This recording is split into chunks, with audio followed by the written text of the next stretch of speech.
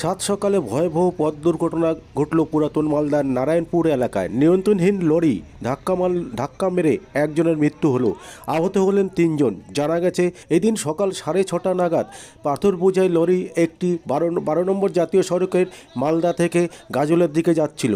যাওয়ার সময় লরিটি প্রচণ্ড গতিতে থাকায় পুরাতন মালদার নারায়ণপুর চাকি মোড়ে কাছে লরির চালক হঠাৎ করেই নিয়ন্ত্রণ হারিয়ে ফেলেন এবং ফলে নিয়ন্ত্রণহীন লরি প্রথমে একটি জেসিবি গাড়িকে ধাক্কা মেরে সেই জেসিবি গাড়ি রাস্তার ধারে পাশে উল্টে যায়। এরপর লরি গিয়ে রাস্তার পাশে একটি গাড়ি শোরুমে ঢুকে পড়ে। আপনারা দেখছেন নিউজ নদিয়া এক্সপ্রেস। চ্যানেলটিকে সাবস্ক্রাইব, লাইক, শেয়ার এবং ফেসবুক পেজটি ফলো করুন আর দেখুন নিউজ নদিয়া এক্সপ্রেস। আসুন দেখে নেব সেই ছবি আর জেনে নেব কি হয়েছিল ঘটনাটা।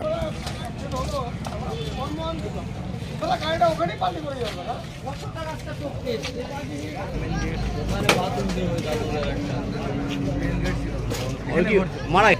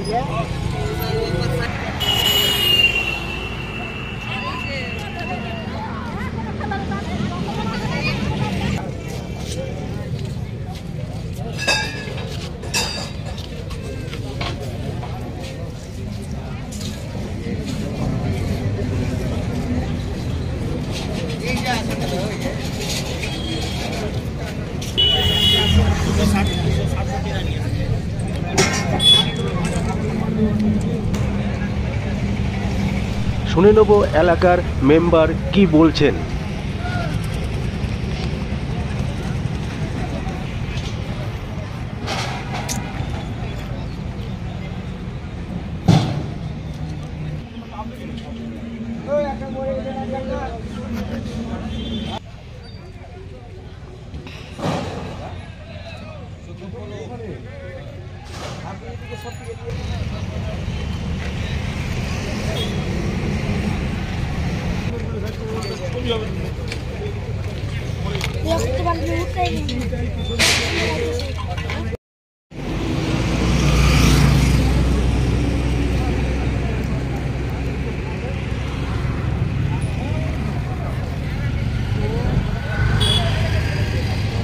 নাগাদ আর কি গ্রামেরই জেসিবি তো ডাম্পে তেল ভরে যাচ্ছিল কাজে আর কি, ওখানে প্রথম ফার্স্ট মেরে দেয় একটা 12 চাকা লরি।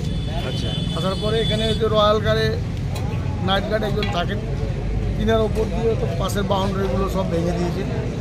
নাইট গার্ড যিনি ছিলেন তিনি তো ডেট হয়ে গেছেন, একটু মারা গেছেন। কোথাকার আছে সেটা জলঙ্গা বাড়ি।